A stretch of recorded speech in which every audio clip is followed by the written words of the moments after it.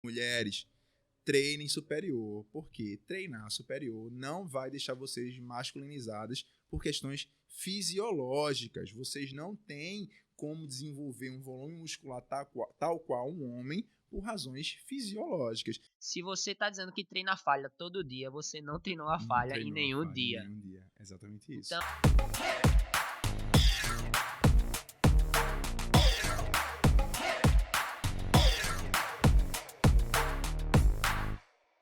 fala, fiote! Estamos começando mais um Pesando no Assunto. Hoje com um convidado especial, um convidado polêmico. Vamos falar de algumas coisinhas aqui. Vamos desvendar mitos e verdades sobre a musculação, academia, fitness e muito mais coisa. Mas antes de tudo, eu vou deixar ele se apresentar, falar quem ele é, qual é a sua formação, o que é que ele trabalha. Nosso convidado, Eudes. Seja muito bem-vindo, meu amigo. Eu que Fala aí um agradeço. pouco, quem é você? Boa tarde, galera. Eu que agradeço a honra de participar desse podcast. Na verdade, quase que eu tava implorando, meu irmão, me chame, velho, me chame, por favor, me chame. Você só chamando o cara top, eu sei que eu não sou um dos caras top, feito Monteiro, mas me chame, velho.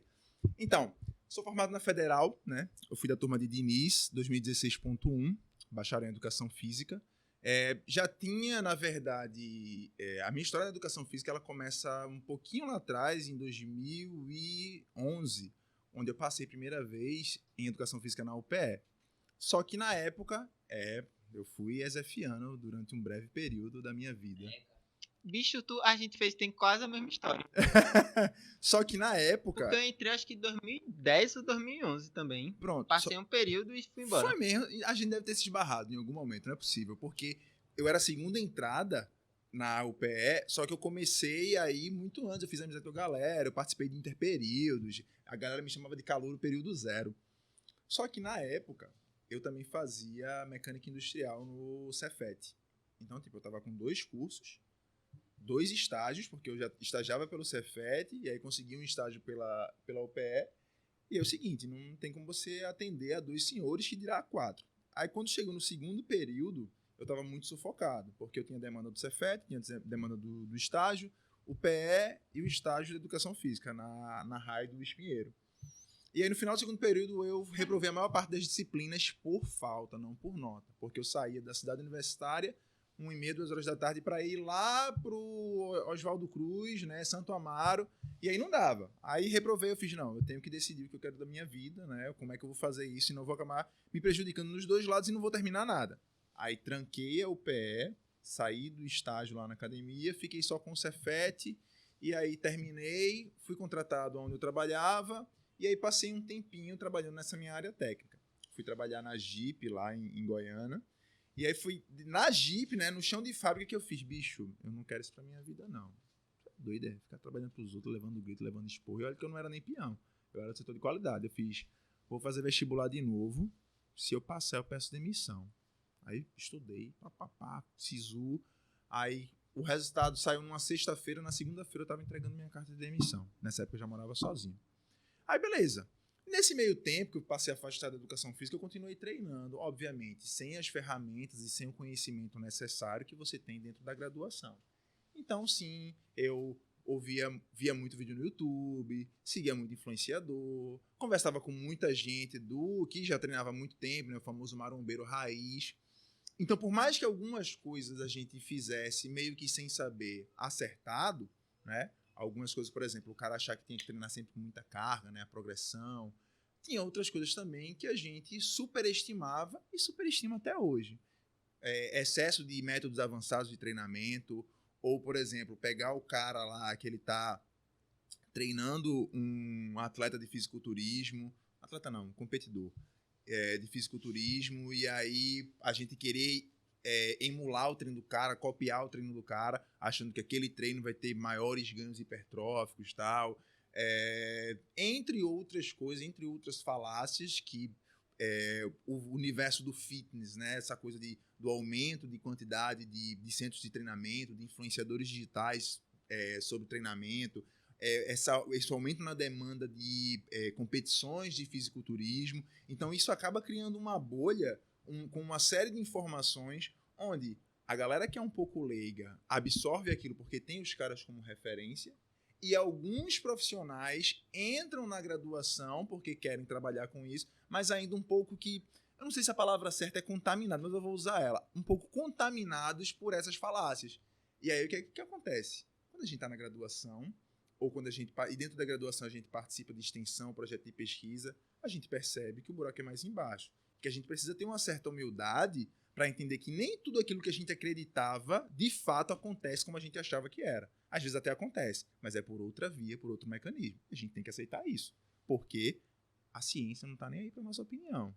Ela está ali e o resultado é esse. Ah, mas eu acho que... Não importa, irmão. Pode falar palavrão? Pode ficar à vontade. Foda-se. Ah, mas comigo deu certo. Foda-se. Ah, mas eu acho... Eu acho porra nenhuma. A ciência está aqui, óbvio. A gente precisa olhar sempre com um olhar crítico nas ideias. Não tem como a gente ler um artigo e dizer, porra, eu vou esquecer tudo que eu li lá no meu Fleck Kramer, no meu Macardo, e agora a verdade é só o que está aqui nesse paper porque ele acabou de sair. Não. Olhar crítico sempre. Segura aí pra gente não soltar tudo de uma Perdeu vez. o fio da meada. Primeiro, uma coisa que eu quero tratar aqui de polêmica.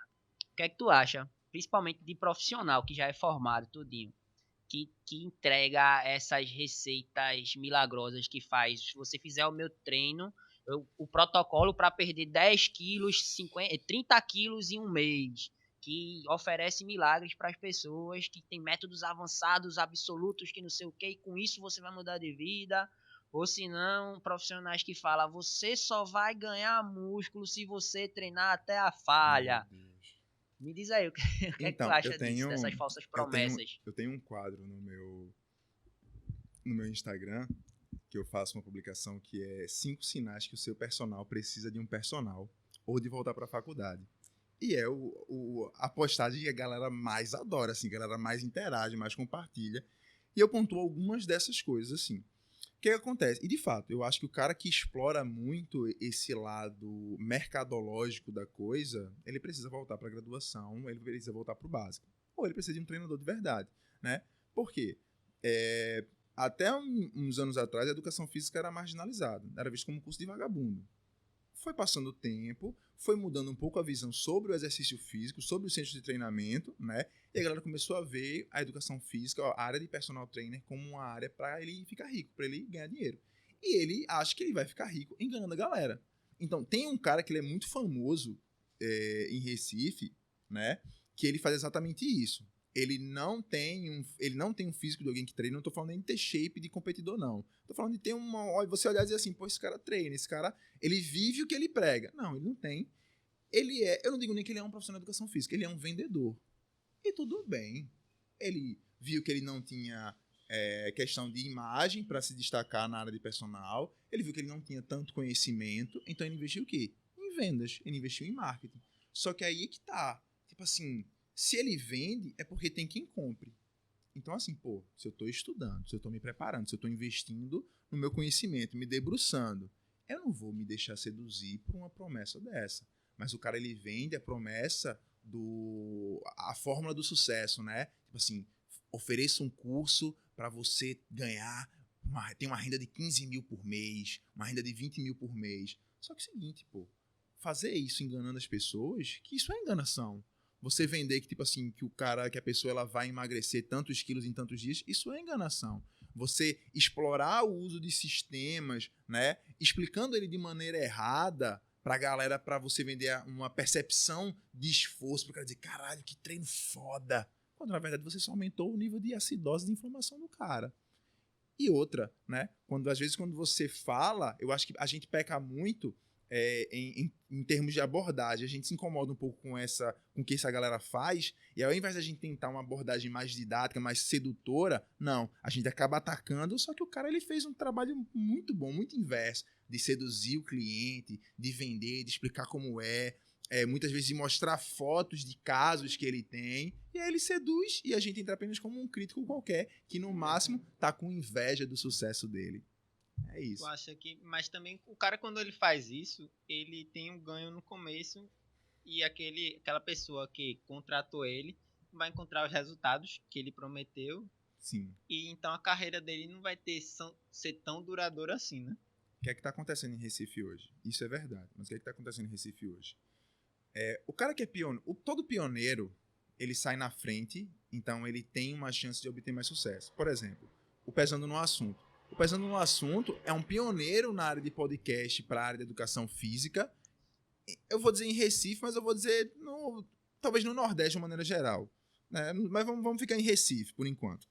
É um pioneiro. Então, assim, vocês estão investindo tempo, vocês estão investindo em material, em pessoas que vão agregar, né? Então, daqui a um tempo, é uma questão de tempo até isso deslanchar. Então, vocês saíram na frente.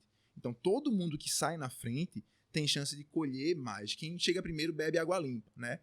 Então, hoje em Recife tem uma galera que saiu na frente nessa questão de oferecer protocolos milagrosos, protocolos de sucesso e tal. E essa galera hoje tem um volume absurdo de alunos. Eles vivem só de consultoria, eles vivem só de vender esse tipo de coisa. Só que é impossível você dar conta de uma demanda tão alta. O cara bota lá no perfil dele, mais de 5 mil alunos de consultoria online. Porra, irmão, isso é impossível. O que é que eles fazem? Eles vão lá na graduação, pega os calouros ou a galera que está perto de se formar, que acham eles o máximo, e contrata os caras para os caras prescrever o treino deles. Então, tipo assim, a maior parte dos treinos de consultoria dos principais coaches de Recife é Ctrl-C, Ctrl-V. Eu vi uma consultoria que ela não era nem Ctrl-C, Ctrl-V, ela era padronizada. Ela tinha, tipo, e é uma bem grande, acho que é Recife e até Rio de Janeiro. Que você... Se para você ter quem é. Vamos se controlar que com o nome você, aí, porque... que você pegava assim um treino iniciante de musculação, treino intermediário, aí tinha vários protocolos baseados no público. Então, tipo, esse cara consegue uma escala gigante. É uma que o cara, tipo assim, ele é fanático por glúteo. É. Não sei. Tá vendo que não é difícil? Não é difícil. E isso não é individualizado, né? Não, porque é um negócio da não. educação física é você individualizar. Exatamente. Falasse da ciência, uma coisa que eu acho perfeito para falar é que eu acho que a ciência ela te dá um norte, Sim. mas ela não vai te dar todas as respostas, porque quando você pega um estudo, a gente faz estudo, a gente sabe, a gente pega uma média de várias pessoas e sempre tem um outlier. E Sim. se teu cliente, teu paciente for um outlier, tá ligado? Então a resposta dele tem que ser um pouquinho diferente o teu treino tem que ser diferente. Total. O que acontece? Por mais pegando aquela tua fala final, né? Que tipo assim, você consegue enganar muita gente por pouco tempo ou pouca gente por muito tempo, mas nunca todo mundo o tempo todo. Óbvio, vai ter pessoas que vão se ligar nisso e vão sair, não vão fazer mais a consultoria com o cara, né? Mas vai ter aquela pessoa que ela vai responder.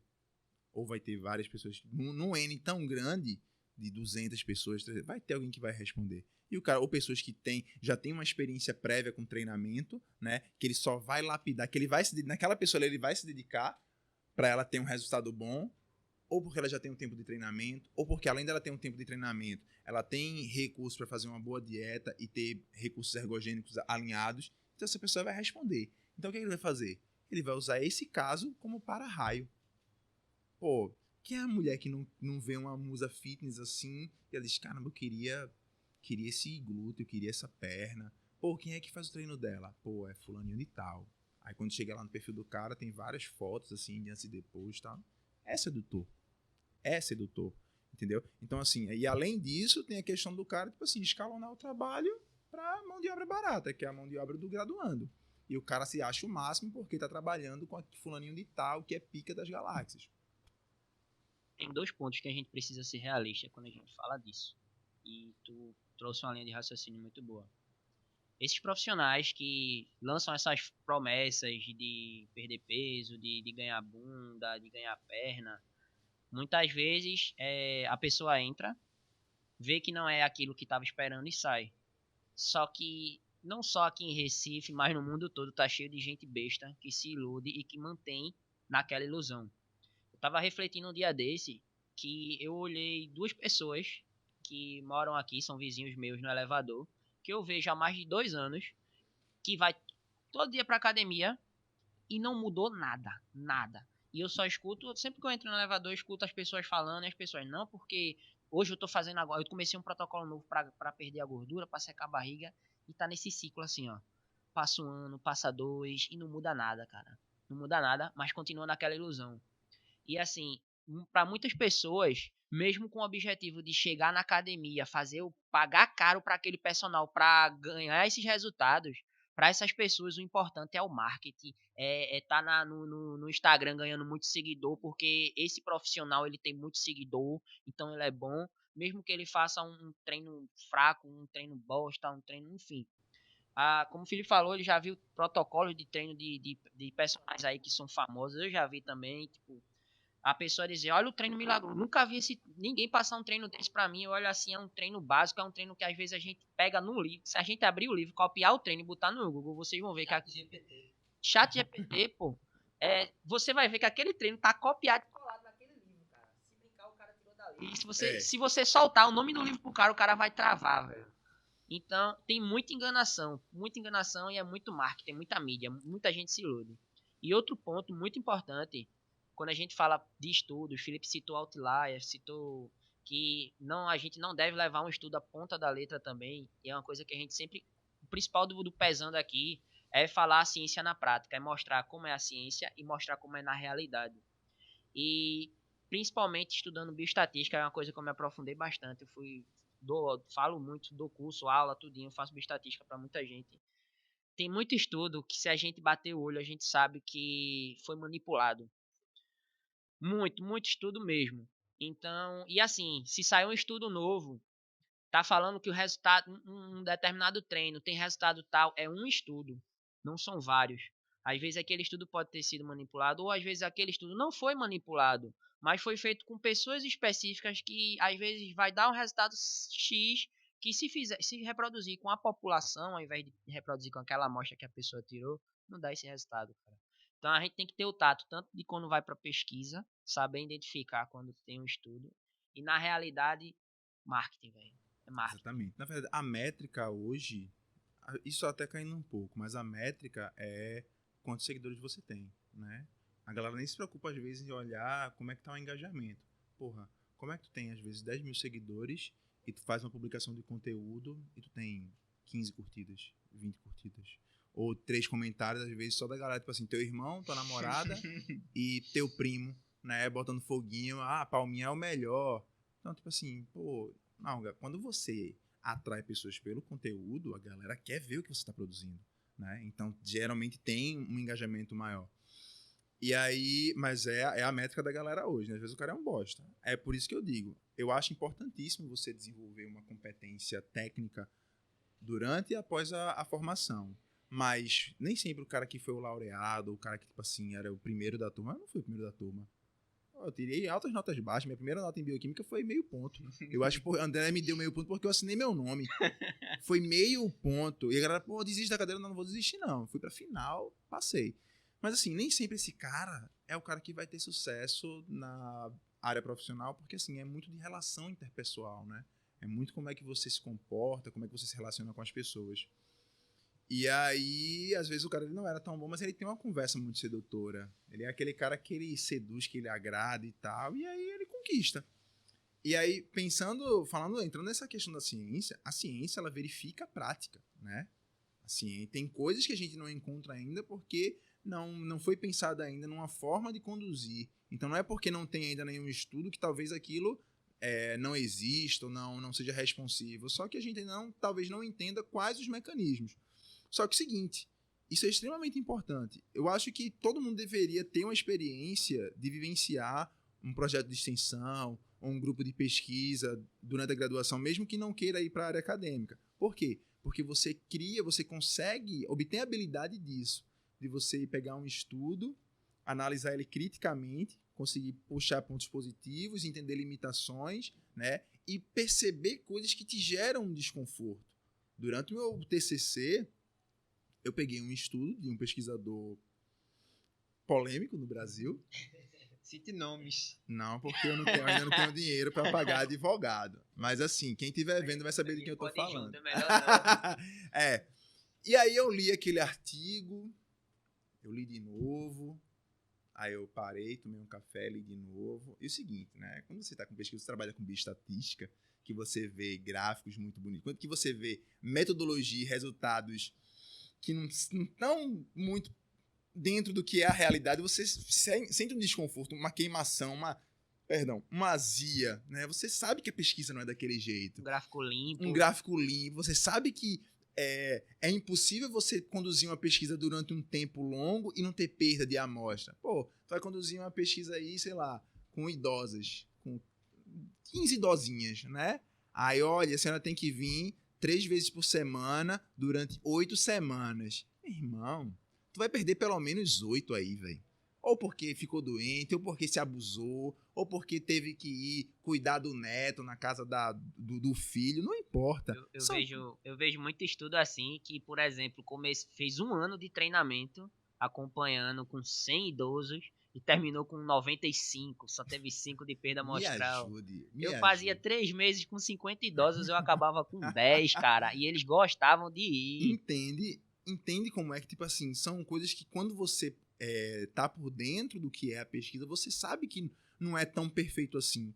Aí eu lendo meu estudo para entrar na minha revisão sistemática, aí o estudo me gerando um desconforto. Eu fui falar com uma amiga minha, que tá no doutorado, eu fiz, olha, eu tô lendo esse estudo aqui para extrair os dados para jogar na minha revisão, e tem alguma coisa errada, ele tá me gerando um desconforto, tem alguma coisa que não tá me agradando. Aí ela, de quem é? Eu fiz, fulaninho de tal. Ela faz o seguinte, dá uma olhada na revista que publicou, porque às vezes o PubMed, ele não dá tempo ainda de atualizar e ele gerar a retratação. Aí quando eu fui lá na revista, tava lá o artigo retratado. E esse cara, ele tem 5 artigos retratados. Só 3 foram em 2019, né? E os motivos da retratação? Dados não confiáveis e resultados não confiáveis. Ou seja, quando ele mandou o artigo para os revisores lá que os caras leram, que os caras foram tentar reproduzir aqueles resultados, eles viram que não tinha como ser daquela forma. Ou seja, o cara manipulou os resultados para o trabalho dele sair de acordo com o que ele prega, para validar a opinião dele. Entendeu? E quando você está na pesquisa, quando você está conduzindo ou ajudando a conduzir uma pesquisa, você aprende, ou deveria aprender, a ter uma humildade muito grande. Porque, vamos lá, vocês estão no mestrado. Aí vocês têm a tese de vocês e vocês têm uma hipótese que vocês vão testar. Pô, vocês têm um embasamento lá, vocês têm referências, né? Vocês têm um referencial teórico que vocês estudaram, participaram das discussões do grupo de pesquisa de vocês. E aí vocês, a gente vai fazer esse projeto aqui e testar a nossa hipótese. E a gente acha que no final a nossa hipótese vai ser X. Aí vocês conduzem o projeto. No final do projeto, a resposta foi Y. Aí tu diz, caralho, o meu projeto que eu estudei, que eu surgi com a hipótese, ele refutou a minha hipótese. Então você tem que ter uma humildade muito grande para aceitar isso e dizer assim, a forma como eu pensava não é como acontece. É de outra forma. O que é muito bom, porque a pesquisa ela sempre gera algo novo pra gente. Ela sempre gera ou uma possibilidade de um novo estudo ou um desfecho que a gente não estava esperando e que de repente nos surpreendeu. O que é muito bom, mesmo que a sua hipótese seja refutada. Mas parece que no Brasil nem todo mundo está pronto para isso ainda, né? Infelizmente. Sim, e tu falasse uma coisa interessante que eu achei, que foi da humildade da gente que faz pesquisa e do profissional da educação física. Eu acho muito importante isso, porque além da gente ter a humildade de saber que a nossa hipótese não chegou no resultado, quando não bateu com o resultado, eu acho que a gente também tem que ter humildade que o profissional da educação física não sabe de tudo. Sim. Porque às vezes acontece bastante de... Tu falasse, por exemplo, de alguns profissionais que não são formados, falando algumas coisas sobre a área da gente. E às vezes eu acho que a gente tem que ter humildade também para... Por exemplo, eu não tenho muita linha do fisiculturismo. E eu acho que um fisiculturista, ele consegue entender um pouquinho mais do treino dele do que eu.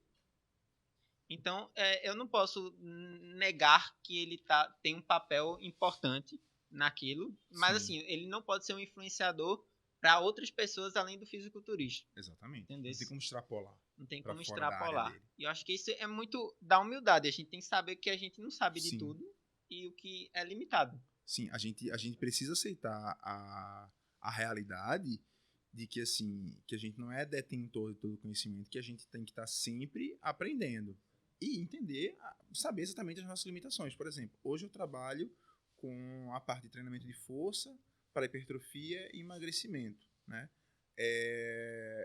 Se chegasse um aluno para mim hoje, cardiopata ou diabético, eu poderia sentar, estudar e tentar me apropriar. Eu poderia tentar me apropriar daquele tema para poder prescrever para o cara. Mas não é minha especialidade. Seria muito melhor, muito mais saudável dizer, olha, eu vou te encaminhar para um amigo meu que ele está dentro disso, que é a área dele, que é a área de estudo dele, e ele vai conseguir te atender ou te entender muito melhor do que eu, porque não é o que eu venho estudando, não é onde eu debruço, onde eu dedico meu tempo de estudo. Eu acho assim, o profissional ele tem que ter essa maturidade que tu tá tendo aí, ó, falando, de saber qual é a especialidade dele. Porque quando a gente fala, minha especialidade é tal, minha especialidade é tal, a gente não tá nem falando de curso de especialização que a gente fez.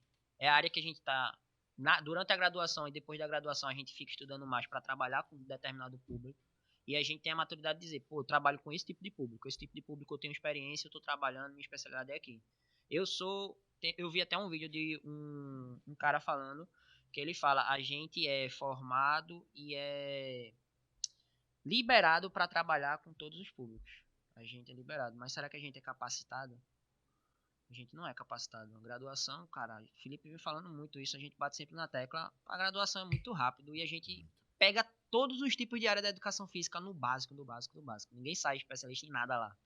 Então essa maturidade do cara saber, pô, sou especialista nisso porque eu tenho experiência nisso, eu estudo com isso e trabalho com isso. Se vier um público diferente, ou eu vou ter que me planejar, começar a estudar para entender, ou eu vou passar para uma pessoa que eu sei que trabalha com isso. Essa maturidade que eu acho que falta com muito profissional, muito mesmo. Eu acho mais saudável essa coisa do repassado, entender até onde você pode e deve ir e saber que tem outros profissionais, tem outros peixes no mar que podem dar conta daquele recado, né? Eu acho muito importante, de fato. A graduação, pô, como é que eu poderia definir a graduação da gente? É muito complicado, porque assim, por mais que a gente tenha uma carga horária muito densa, a gente tem muitas disciplinas inúteis, a gente tem muitos professores inúteis em disciplinas boas e professores inúteis em disciplinas inúteis. Resolvam essa equação. E professores bons em disciplinas inúteis. Olha, eu fui monitor de musculação, né? Um dos monitores, acho que mais odiados do NEFD, porque a disciplina de musculação sempre foi uma disciplina que ninguém queria pegar. Quando eles faziam um concurso para professor substituto, o cara, opa, musculação e basquete. A disciplina que não tinha gente daquilo, aí eles jogavam. E aí, teve um ano que eu fiz, eu paguei a disciplina de musculação com o Denis, que é um professor com uma didática fenomenal, que não tem expertise em musculação. O que ele fez? Ele trouxe convidados. E foi uma disciplina muito rica, porque ele trouxe uma galera muito massa para falar lá com a gente e tal. E aí, quando passou tal, aí chegou uma professora substituta, que foi a Annelise, que inclusive foi minha orientadora do TCC. A Annelise é uma pesquisadora fantástica, ela fez o doutorado dela na Austrália, né? Caramba, a parte de coisa com repetição máxima e tal, ela é fantástica. Só que ela estava muito longe da prática, ela estava muito longe de uma sala de musculação há muito tempo. Aí eu fui lá, bati na porta dela, eu quero ser meu monitor. Pô, mas eu sou professor substituta, tal, o professor substituto não pode ter monitor com bolsa, não, eu quero ser monitor voluntário. Aí beleza, fui lá na coordenação, peguei um termozinho de atividades voluntárias e fui, né? E aí a gente preparava. Então, qual era a minha ideia? A minha ideia era exatamente trazer uma experiência totalmente diferente do que tinha sido as últimas disciplinas de musculação. Porque a minha ideia não era que o cara fosse para a disciplina e saísse sabendo prescrever um treino. Não, até porque a prescrição para mim é uma arte que não existe prescrição perfeita, né? Você vai aprendendo e vai se modulando ao longo do tempo, ao longo da sua vivência. Só que, caramba, tinha muita gente que às vezes pensava ou queria a prática, mas chegava na disciplina de musculação e saía sem saber o que era um treino AB, um treino ABC, um método avançado de treinamento, por mais que, tipo assim, não tenha um sentido de aplicabilidade direta na sala de musculação, mas, assim, é importante que seja visto, é importante o cara entender realmente a estrutura por trás. Como é que eu faço para selecionar um exercício? Quantos exercícios eu tenho que colocar para um cara iniciante? O que é um cara iniciante? Se a gente pegar o colégio americano, ele define bem bonitinho, né? 6 meses, 1 ano e mais de 1 ano. Iniciante, intermediário e avançado. Mas quantos caras vocês não conhecem que estão há 2 anos treinando e tu não pode considerar ele um avançado. É um feeling que você só tem quando você está na área. Então, isso é preciso ser dito dentro da graduação. Essa forma de tipo assim, você tem que ter uma proximidade com o seu aluno. Porque o cara do grupo controle ou do grupo intervenção do projeto de pesquisa, ele é totalmente diferente do cara que está na sala de musculação, que vem, às vezes, com influência familiar, trabalho, escola. Então, às vezes, eu estava acompanhando um cara e eu sabia que ele era um cara que, gostava de treinar forte e tal. E aí tinha um dia que ele estava mais abatido, o intervalo entre as séries estava mais longo que o normal, ele diminuía a carga. Aí, o que está acontecendo? Tá tudo bem? Não, vamos entrar com uma intervenção diferente, fazer uma proposta diferente de treino e tal. Por quê? Para tentar garantir que aquele momento ali do cara vai ser um momento mais tranquilo, que vai deixar o cara mais relaxado. Não é na pesquisa que a gente tem que exigir o máximo sempre, dependendo do tipo de coleta, né? E esse tipo de coisa a gente não vê, né? A gente não é incentivado a debater. E foi a visão que eu tentei levar, porque eu já estava estagiando há um tempo, eu falsifiquei alguns documentos para poder estagiar. Corta. Antes do período, não, eu já tô formado, tô com CREF, já paguei o CREF, devo nada a ninguém. Então, assim, eu comecei a vivência dentro da musculação com bastante antecedência, né? E são coisas que você vai pegando, você vai observando, você vai levando para casa, vai refletindo. Existe uma coisa muito séria hoje no estágio em musculação, no estágio em educação física, que é o seguinte: a gente trabalha mais que um formado e recebe como estagiário. A gente é contratado para trabalhar, não é para aprender. Existe um ponto positivo e um ponto negativo. O ponto positivo é a gente se força a ir atrás do conhecimento. Então chega um cara numa segunda-feira à noite, 6 horas, academia fervenda, recepcionista, aluno novo, ele tem escoliose, hipertenso, hérnia de disco e condromalácia grau 2 nos 2 joelhos. Aí você diz, caralho, meu irmão, vou fazer o que pra esse cara? Vou matar esse bicho, velho. Aí você diz, porra, não, beleza. Aí você passa lá um basicão, chega em casa, você pega aquele caso e mola, vai estudar. Pelo menos espera-se, né? Então, isso vai formando você enquanto profissional. É o ponto positivo. O ponto é como se você estivesse no Vietnã. O cara diz assim, meu irmão, isso aqui é um fuzil, tá? Ali são os Vietcongs, atira e tenta não morrer. O ponto negativo é exatamente esse também. Porque a gente deveria estar num ambiente para ser instruído, para ser treinado, para aprender. E não, a gente é cobrado por trabalho. Eu estagiei numa academia onde eu era cobrado por prescrição. Eu era o estagiário que tinha uma das maiores carteiras. Porque quando chegava na reunião do coordenador com o dono, ele ia olhar os estagiários. Aí eu tinha Felipe Diniz, qual é o horário dele? É de 6 às 11 da noite. E ele só tem 100 alunos na carteira? Ele tá trabalhando não, diz que ele tem uma semana para dobrar, senão ele tá fora. Era assim. E é assim em alguns locais. Essa questão do estágio, eu acho que se a gente for falar de problemas da educação física, a gente tem que passar para outro podcast. Mas rapidão, para a gente começar o tema central.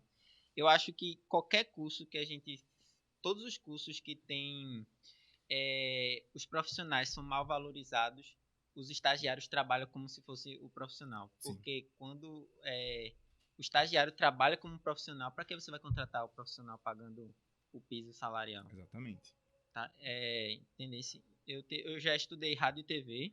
Em rádio e TV fazia a mesma coisa. O estagiário trabalhava como profissional. Educação física a mesma coisa. Por isso que a gente não tem valorização. O professor de sala ganha quanto?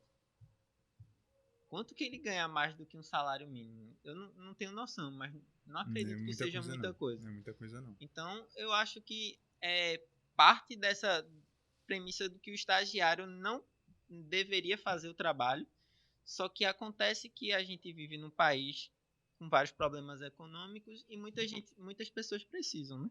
Então, tu mesmo, eu acredito que na tua época tu precisava bastante, então tu tinha que estagiar para sobreviver à graduação. Muito. Então, eu acho que são vários problemas que levam a isso, mas que no final das contas a gente tem que ter...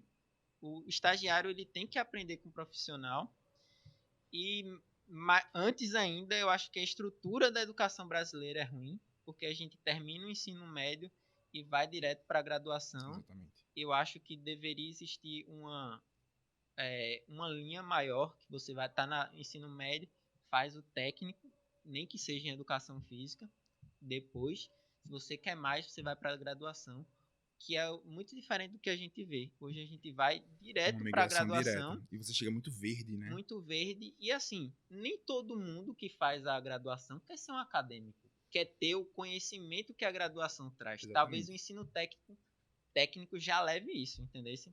Mas vamos pro tema principal do podcast, são Sim. mitos e Mitos e verdades verdades. Eu quero polêmicas. da eu quero... musculação. Tu quer começar com um, depois eu vou com outro, o Cristiano vai para outro, ou a gente vai... Não, podem começar, porque a gente vai destrinchando. Vamos começar falando de mitos e verdades na parte estética, aí depois a gente vai para os métodos de treino, Ótimo.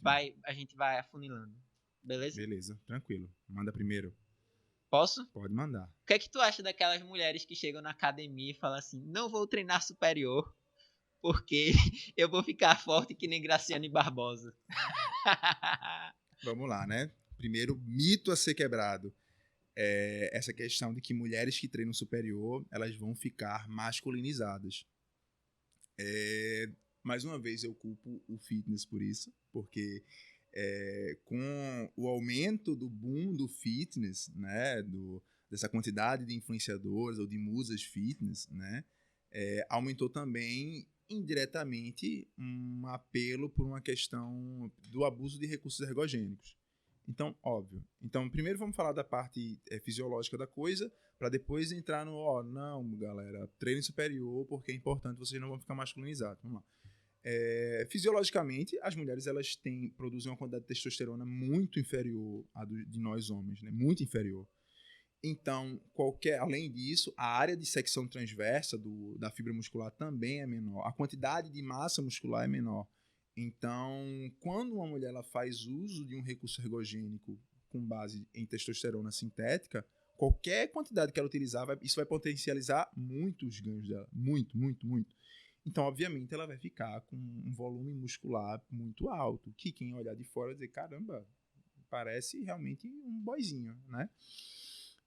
E aí isso assusta mulheres que não querem perder a sua feminilidade e elas acham, porque é muito engraçado isso, pessoas que não estão habituadas com esse universo, elas acreditam que só treinando você chega naquele volume muscular. É muito impressionante. Assim, ela usa não, minha filha, ela come com farinha, ela bota na salada. É mesmo? Aí entra, existe uma série de vantagens, benefícios e de fatores importantes para esse treinamento superior. Força de tronco, estabilizadores de abdômen, de região lombar, que vão favorecer o seu treino de membros inferiores, além de ter uma questão de equilíbrio muscular mesmo, né? A gente tem que parar de segregar treinamento a hipertrofia ou emagrecimento. Existem atividades do dia a dia que demandam necessidades de flexibilidade, de força, de resistência muscular. Óbvio, a estética é um bônus. Mas assim, mulheres, treinem superior. Porque treinar superior não vai deixar vocês masculinizadas por questões fisiológicas. Vocês não têm como desenvolver um volume muscular tal qual um homem por razões fisiológicas. E quando você vê uma musa fitness que você diz, caramba, ela tá usando as paradinhas, os veneninhos, não tem pra onde. Qualquer coisa que você olhar assim e parecer suspeito, é porque tá usando. Tu acha que todas? Porque assim, eu acho que muita gente usa, mas também tem um fator genético. Tem pessoas que são... Olha, tem um nomezinho, não é generalização, não. É toda... Caramba. Toda unanimidade é burra. Toda unanimidade é burra. Óbvio, não tem como a gente generalizar se a gente não conhece, né? Mas assim, essa questão do potencial genético, ela vai vir num caráter mínimo, né? Além disso, você pode ter uma que use uma quantidade muito baixa e negue. Porque aí vem pegando um pouquinho, parafraseando Machado de Assis, né? Brás Cubas. Por que negas se tomas? Por que tomas se negas? Opinião pública, patrocínio, questão de saúde pública, até porque, embora hoje esteja um pouco mais aberto, isso é uma questão que é proibido pela Anvisa, o uso de recursos ergogênicos, né? Então, assim, geralmente, quando você está vivenciando o treinamento há muito tempo, você consegue perceber alguns sinais que entregam, né? Geralmente, a droga na mulher, ela viriliza muito. O que é virilizar? É trazer características masculinas secundárias. Engrossamento da voz, o pelo mais grosso, barba, né? E acne e exatamente. Graciane, né? Em situações mais íntimas, né? Aumento de algumas estruturas femininas. É verdade. E Graciane Barbosa, né? Ela não toma, não. Não, toma não. Ela bebe no café da manhã com vitaminas e cereais. Primeiro, aí vamos lá. Não vamos olhar nem apenas o volume muscular, né? Que é algo grande. Anatomicamente, quando você conhece a anatomia, você diz, ei, tem alguma coisa errada aí. Um glúteo não é assim. Um glúteo, ele não tem um formato arredondado. O glúteo, a musculatura, ele tem um formato meio que trapezoidal, né? Então, quando você diminui muito o percentual de gordura, você fica com aquele glúteo parecendo uma borboletazinha, né? Porque é a estrutura anatômica dele. Então, como é que a mulher é seca daquele jeito, aquela bunda enorme e redonda? É anatomicamente improvável. Isso aí dá pra ver muito fácil quem toma anabólico, quem faz alguma coisa, porque na região do glúteo ele tem muito receptor androgênico. Sim. Então ali, quando ela emagrece, No vai ser a coração primeira coisa que vai perder gordura ali. Então quando você tem aquela mulher muito magrinha, definida, e com aquela bunda redondinha, pai, ali ela, provavelmente ela fez aqueles procedimentos que bota gordura. Preenchimento, tal, blá, blá, blá. biossimetização. No coração também, tem muitos receptores androgênicos, tá? Cuidado aí. A conta chega. Próximo mito e verdade, tem algum? Tenho. Eu tinha até citado já no começo, né? Então, trazer a relação de dois tipos de mito e verdade, né? Que eu acho que poderiam ser semelhados. Tem gente que diz que só se você treinar até a falha, você vai crescer. Você tem que treinar até a falha todo dia. A gente já citou aqui em alguns episódios passados sobre isso. Mas assim, além de você ter que treinar até a falha todo dia, você tem que treinar várias vezes aquele músculo durante a semana, senão aquele músculo não cresce. Por exemplo, o glúteo. Ah, tem que treinar um dia sim, um dia não, um dia sim, um dia não. Enfim, mito ou verdade? Essa é uma que eu achava que atualmente já teria caído por terra, mas ainda tem muita gente que defende. Treinar até a falha não promove ganhos superiores em hipertrofia. Perceba. Treinar até a falha não promove ganhos superiores em hipertrofia. Tem até uma redução na força, né? Sim, vou chegar lá. Na verdade, o treinamento ele é um tanto quanto ingrato. Porque assim, o que você fizer, você vai acabar tendo resultado. O que você fizer estimular no seu corpo, você vai acabar tendo resultado. Agora, a gente precisa diferenciar obter resultados de obter os melhores resultados possíveis com manutenção de desempenho. Então, quais são os problemas de se treinar sempre até a falha? Vamos começar por esse que o Diniz comentou. Quando você treina até a falha, além de você precisar de um tempo maior para suas unidades motoras elas estarem disponíveis para produzir força, para produzir um trabalho novamente, produzir contração muscular, você acaba gerando um dano tecidual que vai gerar um processo inflamatório e que você vai precisar de um período mais longo para se recuperar. Então, se a gente sabe hoje que para hipertrofia a questão de volume tem uma relação de dose e resposta com a hipertrofia, volume, eu posso ter R$100 e depositar na minha conta os 100 hoje, ou eu posso depositar 20 segunda, 20 terça, 20 quarta, quinta e sexta, ou eu posso depositar 50 na segunda e 50 na quarta. No final, o valor vai ser o mesmo. Então, se eu preciso, quanto maior o meu volume de trabalho, de treinamento, melhor vai ser para ter uma resposta hipertrófica. E se na minha primeira sessão de glúteo eu massacro o meu glúteo e eu vou ficar aí 72 horas para me recuperar, o meu desempenho ele tende a cair. Consequentemente, o meu volume vai cair também. Isso vai me prejudicar o meu desfecho em hipertrofia.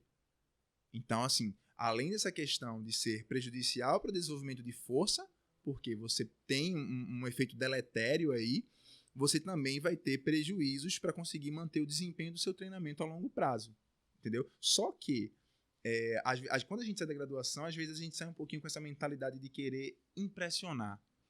Então, é normal. A gente quer impressionar. A gente quer que o cara olhe e diga, irmão, esse bicho passa um treino foda. E como é que a gente explora isso?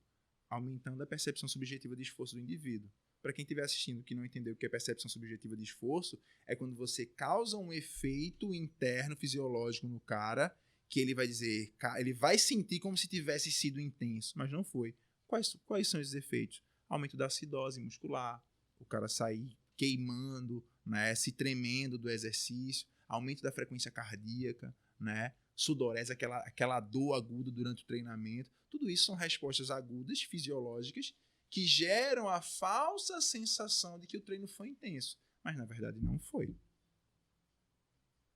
Tu falasse no começo aí que muita gente, essa questão do treino até a falha não deveria ser utilizado pela maioria dos profissionais de educação física da área e até as pessoas de maneira geral. Eu acho que existe uma diferença muito grande do que você sabe e do que você faz. Pra mim, eu acho que eu só sei uma coisa depois que eu fiz aquilo. Educação física, pra mim, é o curso perfeito pra gente aprender uma coisa, no outro dia a gente praticar. Eu aprendi treino de oclusão. No outro dia eu fui lá, fiz. Comprei aquele negocinho, fui fazer um treino de oclusão. Aprendi um método diferente. Fui e fiz. Essa questão do treino até a falha, eu vejo muita gente falar que é contra. E na hora do dia a dia vai lá e faz. E assim, eu não sou contra todo e qualquer treino até a falha. Não. Eu, particularmente. E depende também da pessoa que vai fazer aquele treino. Porque se eu pegasse um fisiculturista, a resposta dele, a recuperação dele é totalmente diferente da minha. Então, o treino até a falha dele talvez seja muito, muito mais do que a minha, né? E pra mim, às vezes eu tento fazer 1 ou 2 treinos no máximo na semana, que eu chego até a falha, e em poucos exercícios. E eu já sou um cara que eu treino há 14 anos, sem parar. Então, minha recuperação também é muito rápida em relação a isso. Mas, assim, nos outros treinos eu faço mais tranquilo. Tu ia falar alguma coisa? Era justamente nessa linha que tu falasse. Não, Rapidinho. Tu acha o que sobre isso? Que tu entende mais que eu? Quer deixar esperar a Cristiano falar logo, não? Não, do que eu falei. fala. Não, assim, não, concordo, porque assim, eu uso, hoje atualmente, a estratégia até a falha que eu uso, às vezes é no máximo um drop set, tanto nos meus treinos quanto nos treinos dos meus alunos. Na verdade, eu tenho pouquíssimos alunos que eu uso falha. Na verdade, eu sempre uso progressão de carga, deixando 2 repetições dentro. Por quê? Primeiro, para evitar essa queda de desempenho, esse desconforto, e segundo, porque a gente adquire maturidade muscular ao longo do tempo de treinamento. Então, às vezes não. Com o passar do tempo, a nossa musculatura ela se torna mais tolerável à fadiga, mais tolerável a esse tipo de esforço, né? E isso é um ponto positivo e um ponto negativo. Por quê? Existe um mecanismo de proteção neural, né? Que está nos nossos tendões, que é o OTG, órgão tendinoso de Golgi, que ele é um mecanismo inibitório, que ele reage à tensão ou a estresse, né? Geralmente a tensão. E a resposta dele geralmente é relaxar o agonista, né, dependendo da tensão. Isso é uma resposta inibitória, né, um reflexo inibitório. Ou se você estiver fazendo um treino que exige uma tensão muito alta, que estiver na iminência de uma lesão, ele manda uma mensagem para a medula se comunica com um neurônio inibitório e ele cessa a produção de força do agonista, né, para evitar uma lesão. Só que é o seguinte, quanto mais treinado for o indivíduo, ele consegue inibir esse sistema inibitório. Então o OTG ele meio que vai perdendo a sua capacidade de perceber esse sinal de que talvez você possa se machucar. Então por isso que talvez o nível de recuperação e a tolerância à fadiga utilizando sistemas até a falha com quem já treinou há um tempo seja melhor, mais fácil de aplicar. Mas ainda assim é bom ter sempre cautela em como você utiliza isso, como você explora dentro da sua sessão, porque dependendo de como você estiver tratando o seu sistema musculoesquelético, articulações e tendões, se você não dá um período de recuperação, pode ser que em algum momento você acabe tendo uma lesão, um rompimento em uma atividade corriqueira. A gente teve casos aí de influenciadores que romperam o bíceps em atividades fazendo leg, outros carregando uma bicicleta. Rompeu o bíceps fazendo leg. O cara diz, caramba, o cara rompeu um bíceps fazendo leg. Exato. Mas não foi aquele momento ali. É o histórico do cara, que é um cara que defende ou defendia treino até a falha. Só o fato dele já estar propenso a esse rompimento, quando ele fez uma mínima força ali, segurando ali a leg aqui do lado, já foi suficiente para Já foi suficiente. E assim, é o famoso, o músculo é que conta, né? Deixa ele fazer aí até o músculo não conseguir fazer mais. Exatamente isso. Quando a gente trata de treino até a falha, eu gosto de bater muito nessa tecla, que falam que só treinando a falha tem resultado. A gente já trouxe diversos artigos aqui, tu confirmaste também agora aqui, com o que tu já estudou, que o treino até a falha ele não tem resultados hipertróficos superiores a treinos submáximos, é igual. É interessante em algum momento para determinada pessoa, pode ser, mas varia de pessoa para pessoa. A gente citou fisiculturista. Fisiculturista usa o treino até a falha com mais frequência porque eles usam determinadas substâncias a mais que ajudam eles na recuperação. Ou seja, eles têm uma recuperação absurdamente maior do que uma pessoa natural. E aí é o que acontece, é o erro de muita gente. É dizer, mas fulano faz treino até a falha direto. Fulano é fisiculturista. Tu passa 8 horas sentado numa cadeira, tu come um açaí com granola, acha que tá com uma dieta regulada e vai treinar e quer treinar até a falha. E eu vou usar até as palavras de Felipe em episódios anteriores. Se você tá dizendo que treina a falha todo dia, você não treinou a falha em nenhum dia. Exatamente isso. Então é saber utilizar. Não quer dizer que não deve utilizar, mas é saber utilizar e ter essa consciência. Pô, você não é fisiculturista. Você não tem recuperação assim. E até para fisiculturista é perigoso. A gente citou agora o cara. A palavra é essa aqui que o Gianni falou. Para de achar que você é fisiculturista. Porra, é massa você se inspirar no cara, os highlights, os vídeos motivacionais. Mas assim, você não é o cara. Você não tem o tempo de treinamento do cara. Para de copiar o treino do cara. E outra, não são todos que treinam até a falha, não. Na verdade, a gente tem campeões... do Mr. Olympia, que o próprio Jay Cutler, ele detestava treinar até a falha. Ele não gostava de treinar até o treino volumoso, né? Com cargas de repetições submáximas, carga alta, zonas de repetições ali 8 a 10, 6 a 8, né? Mas a gente também teve atletas da década de 80, 90, né? Que só treinavam até a falha. Um deles, que desenvolveu inclusive um método, que é o Heavy Duty, o Mike Mentzer, né? O Heavy Duty, na verdade, ele era um combinado de vários métodos, né? Então, ele tinha treinamento excêntrico, ele tinha muito rest pause, ele tinha alguns drop sets. Então, às vezes, o cara treinava um grupo muscular. Hoje, ele só vinha treinar de novo daqui a 15 dias, porque assim, o nível de dano muscular que aquele treino causava era muito alto. Só que o fato do cara fazer uso de recursos ergogênicos cria um ambiente propício para recuperação. Então, beleza. Hipertrofia tem uma relação dose-resposta com volume. Pô, ele treinou hoje, só vai treinar daqui a 15 dias. Beleza, mas o ambiente fisiológico dele está propício para ele não catabolizar, para ele não perder massa muscular nesse tempo que ele vai ficar sem treinar aquele grupo muscular. Diferentemente de um indivíduo um praticante recreacional, que se alimenta de granola com leite condensado, né? Que acha que tem que fazer a dieta segunda, terça e quarta. Quinta-feira ele toma uma long neck, na sexta-feira ele toma 2 e no final de semana ele empurra o pé no Doritos e no Burger King. Então, assim, são situações totalmente diferentes. Então, tentar conscientizar a galera disso, dizer assim, galera, ó, acorda. Não é você, entendeu? Não é você. Você não é um fisiculturista, você não tem a demanda energética, nem o tempo de recuperação que ele tem. Então, assim, calma aí, você tá muito emocionado. E assim, é justamente isso. Galera, não copiem treinos que vocês veem da internet de determinada pessoa. Isso é muito importante. A gente começou a lançar recente agora, acompanhando ou até fazendo um treino de determinada pessoa, de determinado fisiculturista, atleta, enfim. A gente tá indo lá fazer para ver como é aquele método e comentar sobre. Não quer dizer que aquilo tem o mesmo resultado que a gente. E aí é uma coisa que eu tinha visto muito, porque tinha saído um vídeo, não foi recente, mas recente assim, de alguns meses, que foi mostrando o treino de Ramondino. Sim. E aí a gente conseguia ver muito o pessoal na academia, todo mundo fazendo o mesmo treino. Era fila nas máquinas.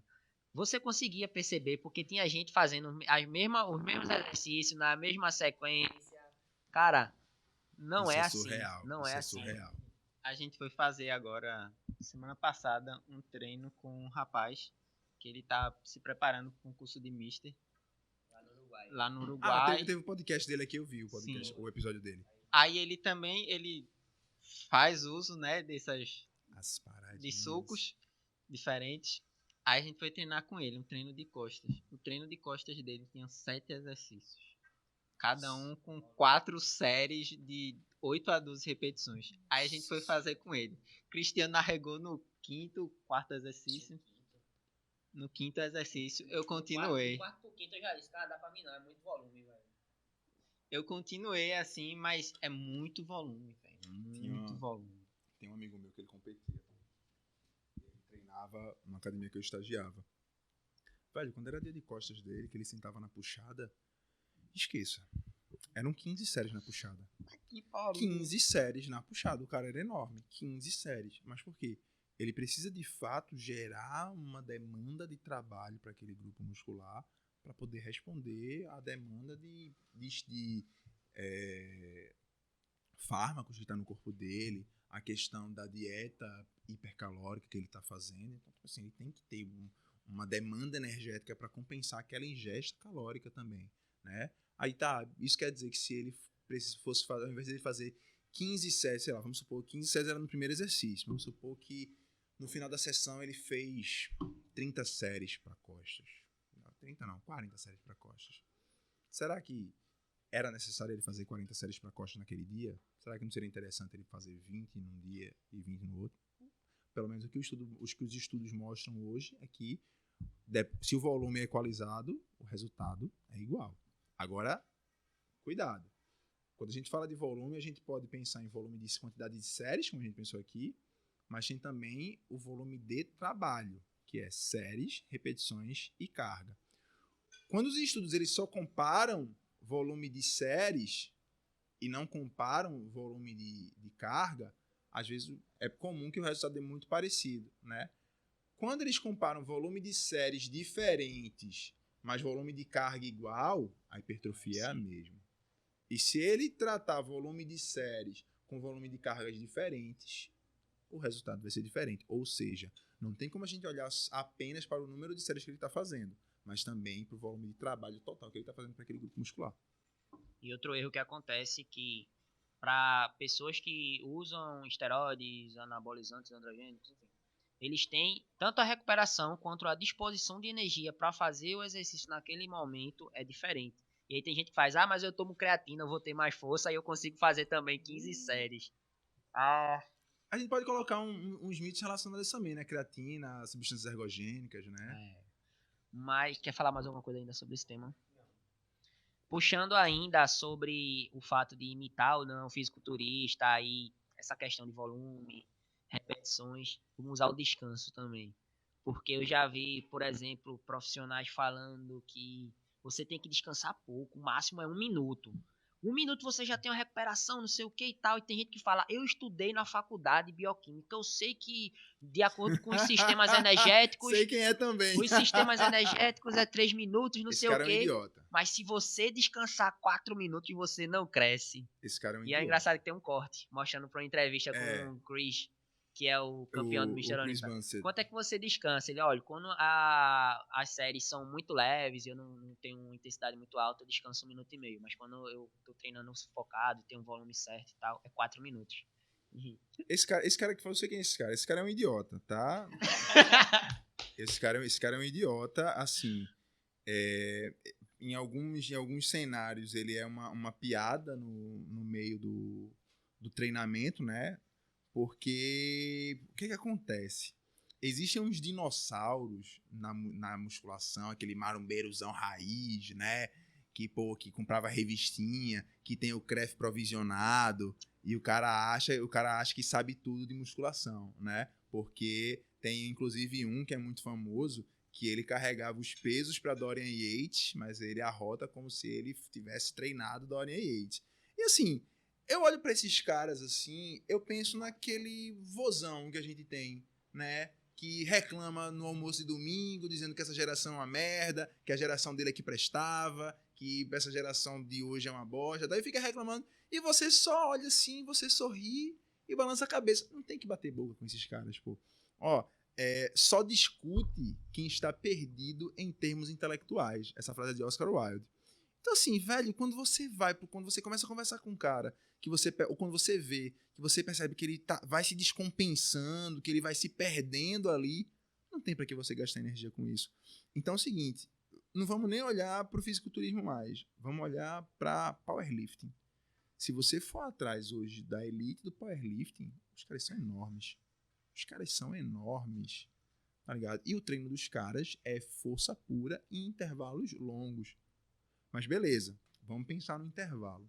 O que é o intervalo de descanso? O intervalo de descanso é o tempo que você tem para se recuperar entre uma série e outra. E isso está diretamente ligado a desempenho. Se está ligado a desempenho, logicamente vai estar ligado também ao volume que você vai fazer naquele exercício, naquela sessão. É o que tu falou de trabalho, né? Isso. Porque, vamos supor, eu vou fazer o meu supino reto. Eu vou botar lá meus 80 quilos para fazer 8 a 10 repetições. 10 repetições. Aí eu fiz a primeira série, 10 repetições. Aí 1 minuto e meio, 2 minutos. Vou lá, 10 repetições, 10 repetições. Na última, devido a uma fadiga acumulada, cai para 8 ou 9. Normal. Mas aí vamos supor que eu fui pro supino reto e eu quero pump. Eu quero queimação, eu quero... Aí eu vou lá, 10 repetições na primeira. Aí eu descanso 1 minuto. Aí já caiu para 8 na segunda. Aí 1 minuto. Caiu para 6. Chego a 8 com um toque do cara lá, do professor atrás de mim. E na última, tipo assim, eu morro em 6. Quando você olha para o supino e você vai ver o trabalho total do número de séries que você fez e a carga, o teu volume vai estar muito menor do que se você tivesse feito as 4 séries de 10 com aqueles 80 quilos. Ou seja, você teve uma queda de desempenho. Vamos deixar mais didático. Imagina o nosso celular. O nosso celular ele tem uma bateria, a bateria ela tem um tempo de vida útil, né? E aí a gente vai utilizando, tal, a bateria vai diminuindo.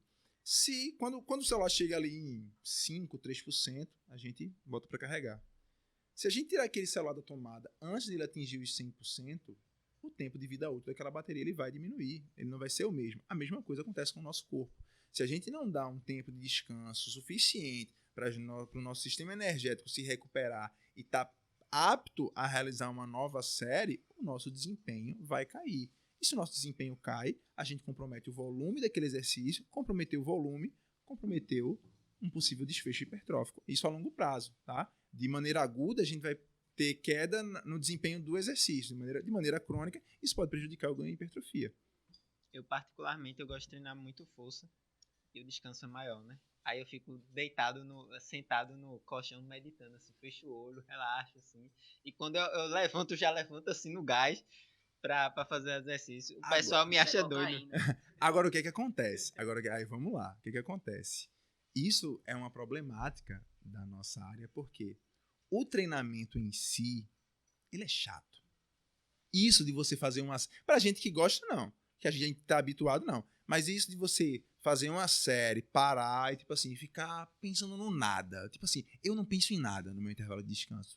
Eu tô pensando só, tipo assim, caralho, eu vou ter que fazer mais 10 repetições. Eu tô pensando na barra ali, do agachamento, né? Nada, eu não tô pensando em boleto, eu não tô pensando na namorada que me chifrou. Nada, eu tô pensando no tempo. De boa. Mas tem gente que isso é um incômodo tremendo. Ficar parado durante 1 minuto e meio, 2 minutos. Gente que é hiperativa, diz assim, meu irmão, bora, eu quero. Por isso que eu incentivo sempre que a pessoa ela encontre uma atividade que ela se sente bem. A galera, o CrossFit não, o CrossFit é sempre acelerado, sempre acelerado. É personalidade de traço. Tem gente que não vai conseguir se adequar à musculação por isso. Por essa relação de, você tem que esperar. Não, mas enquanto eu espero eu não posso ir fazendo uma... Não, você tem que esperar para fazer a próxima série. Infelizmente vai ter gente que não vai se adaptar a isso. Então tem que procurar uma atividade que seja mais... que ela se identifique mais, que seja mais adequada para ela. Eu particularmente eu não gosto não. Eu não gosto de esperar muito tempo não. Assim, normalmente eu junto 2 ou 3 exercícios e faço um circuitozinho porque eu não gosto de esperar. Eu não assim, tem treino porque eu vario muito meu treino. Cada dia é um treino diferente. E não quer dizer que seja por objetivos ligados à ciências, é mais porque eu gosto de treinar. Um dia força, outro dia musculação, outro dia potência, outro dia... E por aí vai. Eu peguei uma aula. Eu sei que também não é o melhor de todos os mundos, mas é o que me motiva a fazer e não é porque eu quero ficar melhor. eu peguei uma aluna que ela treinava e o intervalo dela era 45 segundos. 45 segundos. Aí eu fiz, quais são os exercícios que tu faz? Isso. Eu fiz, eu tenho quase certeza que aí tu tá subestimando a tua carga. Não sei o que, não, vamos fazer um teste. Vamos colocar, eu quero 4 séries de 12 repetições. Aí eu vou colocar a mesma carga que você tá utilizando, não vou nem progredir ainda. Aí aconteceu exatamente isso que eu falei aqui. A primeira foi 12, a segunda foi 10, as outras duas foi 8 e 8. Aí eu fiz, beleza. Agora vamos, na próxima sessão, a gente vai fazer o mesmo exercício, mas a gente vai dar entre 1 minuto e meio e 2 minutos. Ela manteve um desempenho alto em todas as outras repetições. Ou então, às vezes, eu digo, não, eu vou aumentar a tua carga. Eu tô vendo que você consegue fazer, mas eu quero 10. Aí eu descanso 1 minuto e meio na primeira. Na segunda, tu vai descansar 45 segundos. Aí ela para em 7, 8. Eu faço... Então, você proporciona a sensação do aluno de treinar com aquela carga baixa, né, e com um intervalo maior, explicando a importância de manutenção de desempenho. O cara faz, eita. Então, assim, o fato de você estar treinando com intervalo curto, você poderia estar treinando com uma carga muito maior e estar talvez potencializando os seus resultados. Eudes, muito boa tua Sim. oratória, né? Só que agora a gente tem um quadro, que ele é o quadro mais sério do podcast. Qual é o nome dele? Normalmente a gente tá na 5ª série, então agora é pós-graduação, né? Como é o nome do bloco? Porra, não sei. Eu tenho que fazer tudo aqui, cara. O nome do bloco é Cala a Boca Já Morreu. Agora eu vou pesar no seu. E sem pressão, sem processo, sem nada. Mas sim, não, jamais. você tem que responder. Eu tenho que responder tudo. Por isso que eu assinei aqui o negocinho, né? Responder tudo bem. Mas fica à vontade aí, tá? Pode começar aí, Felipe. Menino Eudes.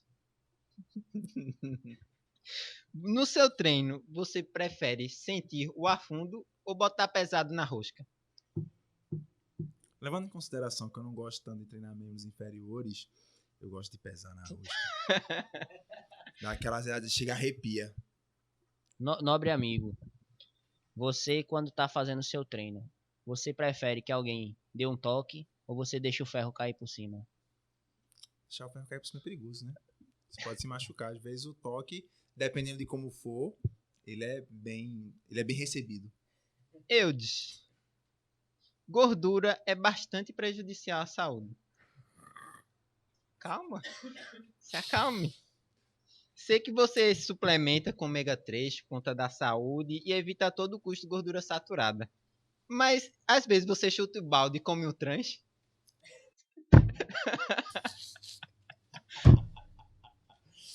Não pode repassar, não é? Repassa. Pode pular. Tá, pule. Gordura trans, cara. Pode ir. Posso ir? Próxima. Num basquete, uma cesta de perto dá 2 pontos. Isso. Não. Sim. De longe, dá 3. Dá 3. Em que momento Vossa Senhoria dá de 4? Calma. Não tô conseguindo lembrar. Eu tava de costas. Vou pegar o gancho do basquete aí. Você jogando basquete, quando você recebe a bola, você prefere ficar segurando a bola o tempo todo ou você ficar quicando com ela? Como eu jogava na posição de ala pivô, geralmente eu segurava a bola e mandava pro buraco. Boa, garoto! Pra cesta. Sim, a cesta. Porque a cesta é um redonda, né? Eudes, meu bebê. Também conhecido como ogro. Sim. Pelos mais íntimos. Para os mais íntimos. Um ogro, assim como Shrek, né? Temos muitas camadas, como as cebolas. A sua casa é conhecida como A pântano. caverna. É como pântano. Assim como Shrek. Sim. Na sua casa, você também deixa o burro entrar? Assim como Shrek. Não, eu crio um gatinho. Tá. Só o gatinho de botas. Pussy Butts. Só um gatinho. Eudes, já que você é conhecido como ogro, no momento em que você faz o número 2, você passa o papel lá pra tirar o grosso ou você deixa o grosso pra depois lavar? Geralmente eu me lavo. É mais higiênico. Mas quando você se lava, você antes tira o grosso ou você deixa o grosso na bunda? Eu tiro grosso. Tiro grosso, né? Importante. Porque senão depois fica aquele freio na cueca. Não é muito agradável. Boa, Filho da muito puta. obrigado, Eudes. A honra é toda minha, tá? Só que a gente Satisfação. Meu amigo, muito obrigado. E eu já queria deixar o convite pra gente gravar uma parte 2, porque eu sinto que o público tá querendo mais dicas e mais Faltou coisa, né? desvendar coisas aqui sobre mitos e verdades que eles ainda não viram. Faltou E que eu coisa, sei que vão faltou colocar coisa. bem muito aqui nos comentários. Eu quero todo mundo colocando nos comentários aqui. Eu quero Com mais certeza. dicas sobre isso. coloquem aí mitos e verdades da área de musculação. Que aí Eudes, no próximo episódio, vai responder todos. Todos.